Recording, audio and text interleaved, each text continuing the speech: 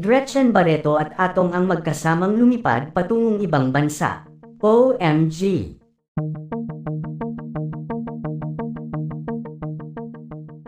Binuweltahan ni businessman Charlie Atong ang GMA7 sa isinagawang press conference sa Mandaluyong City matapos na magsampa ng kaso laban kay Julie Dondon Patidungan, alias Tutoy, sa pag-aakusa sa kanya ng mga kasinungalingan ukol sa pagdukot at pagkawalan ng 34 na sabungero. Idiniin ni Atong ang na hindi siya katulad ng GMA7 na hindi binabalanse ang lahat bago maglabas ng balita. Aniya, humarap siya ngayon sa media upang ibalanse ang lahat ng lumalabas na balita laban sa kanya na inalok nila si Dondon ng 300 na milyong piso para baligtarin ang akusasyon laban sa kanya. Sinampahan ni Charlie Atong ang nangreklamo ang mga nag-aakusa sa kanya bilang mastermind umano sa pagkawalan ng nasa 100 sabungero. Mariin niyang itinangging may kinalaman siya sa pagkawalan ng mga biktima.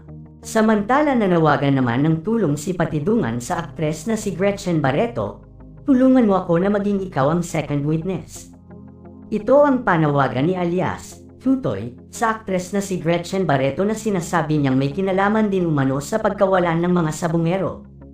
Nauna nang itinanggi ng kampo ni Atong ang mga alegasyon laban sa kanya. Dumulog na si Atong sa Mandaluyong City Hall of Justice nitong Huwebes, July 3, para maghain ng complaint affidavit kay Tutoy at isa pang individual na inaakusahan siya bilang umano'y mastermind sa kaso ng mga nawawalang sabungero.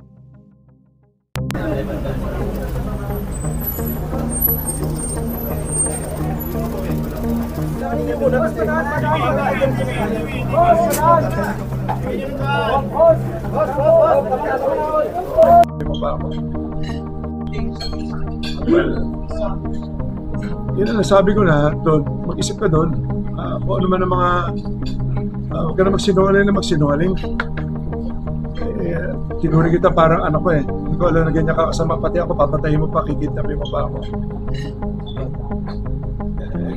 Yun lang, ganun lang kasimple. Kailangan ko ng proteksyon na ng sarili ko na yan. Tsaka ang grupo namin kawawa na kayo masyado. Yun lang. Maraming salamat. Thank you. Maraming salamat.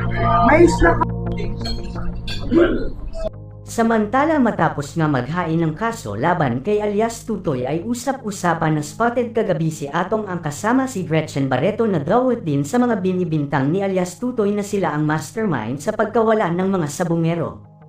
Ayon sa balita, dahil sa mabagal na pagproseso ng batas sa kaso na dapat sana ay nakahain na kay Atong at Gretchen ay malaya pa din ng mga itong magagawa at makakakilos ng maayos.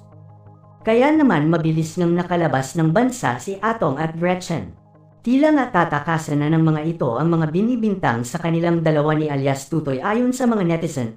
Ngunit ayon naman sa balita kahit ano pang tago ni Atong at Gretchen dapat pa din nilang harapin ang kasong isasampa sa kanilang dalawa.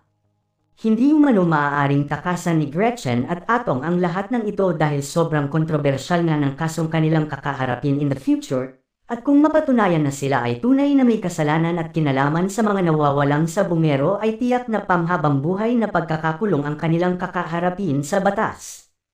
Sa ngayon nga matagumpay na nga daw na nakalabas ng bansa si Gretchen at Atong, ngunit ayon sa balita maaaring makadagdag ito sa kasong kakaharapin nila sa mga susunod na araw. Umaasa naman ang pamilya ng mga lost sabungeros na mabibigyan na ng hustisya ang kanilang mga mahal sa buhay na 4 na taon ng sinisigaw ng mga pamilyang naulilan ng mga ito.